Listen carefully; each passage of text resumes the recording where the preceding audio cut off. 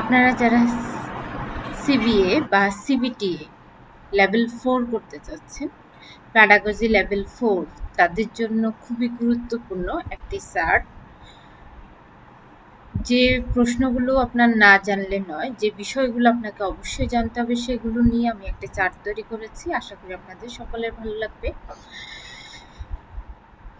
আপনাদের সাথে আছে আমি শারমিন আক্তার। আশা করি সকলে ভালো আছেন। তো আমরা এক নজরে দেখে নিতে পারি। এরপরে আসেন আমরা কি কি বিষয়গুলো আপনাদের জন্য তুলে ধরেছি। And a very important part of assessment, অ্যাসেসমেন্টের খুবই গুরুত্বপূর্ণ অংশ আপনাদের জন্য তুলে ধরেছি। Underpinning knowledge and must know knowledge for assessment. There are 8 components / element of competency standard. CS এর কম্পোনেন্ট কয়টা? 8টা।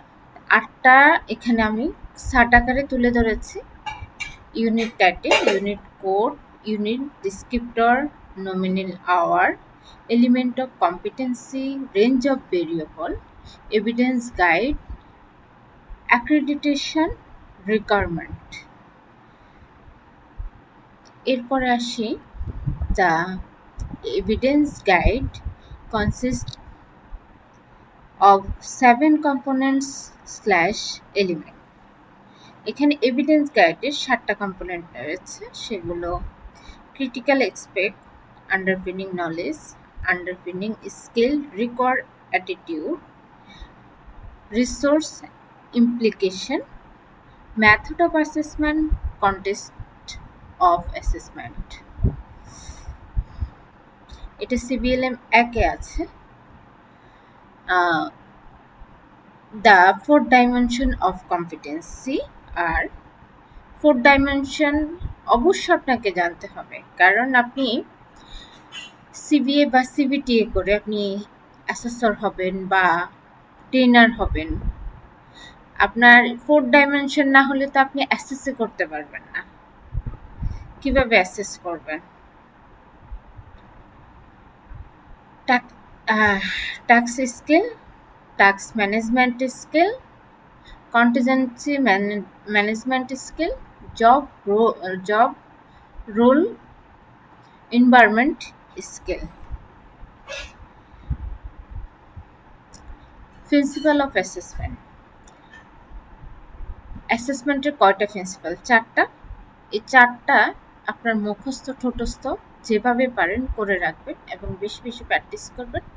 Validity, reliability, flexibility, fairness. Rules of evidence: valid, reliable, sufficient, authentic, current, recent. এই 6টাও আপনার মুখস্থ করে রাখবেন। এগুলো অবশ্য আপনার জানতে হবে। তারপর আসেন অ্যাসেসমেন্ট মেথড। অ্যাসেসমেন্ট মেথড কয়টি ধাপে হয়, অ্যাসেসমেন্ট মেথডটা কিভাবে সম্পূর্ণ হয় সেটার বিষয়। যেমন প্রথমে রিটেন, যেমন আমরা নর্মালি দেখি হচ্ছে 3টা ধাপ: রিটেন, ডেমনস্ট্রেশন, ওরাল। এর মধ্যে আর বাকি সবই থাকে, যেমন written, test, demonstration, observation, oral, questioning, portfolio, review of product, third party report. এগুলো থেকে আপনাকে যে কোনো একটা আপনাকে বুঝাই দিতে হতে পারে, বা আপনাকে জিজ্ঞেস এক এক অ্যাসেসর এক একভাবে প্রশ্ন করে। আসলে যে যেভাবে মনে করে যে আপনাকে এভাবে যাচাই করলে হয়তো উনি এটাকে ভ্যালিড মনে করছে, বা এটাকে আপনার প্রোগ্রেসটা জানতে চাচ্ছে, বা আপনার নলেজ কতটুকু আছে এই সম্পর্কে সেটা উনি যাচাই করতে পারছে। তো এক এক অ্যাসেসর এক একভাবে এটাকে উপস্থাপন করে বা এটাকে যাচাই করে। অ্যাসেসমেন্ট টুলস: যতগুলো শিট এবং চেকলিস্ট দেখবেন সবই অ্যাসেসমেন্ট টুলস। তার মধ্যে আমি এখানে ৬টা তুলে ধরেছি। আপনার ৬টার বেশি লেখারও দরকার হবে না। যত শর্টকাটে রিয়েল জিনিসগুলো লিখতে পারেন, একেবারে যেগুলো না লিখলে নয়, ওই ধরনের প্রশ্নগুলো পয়েন্টগুলো তুলে ধরবেন, তাহলে আপনাকে অবশ্যই আপনি কনফিডেন্ট হয়ে আসবেন।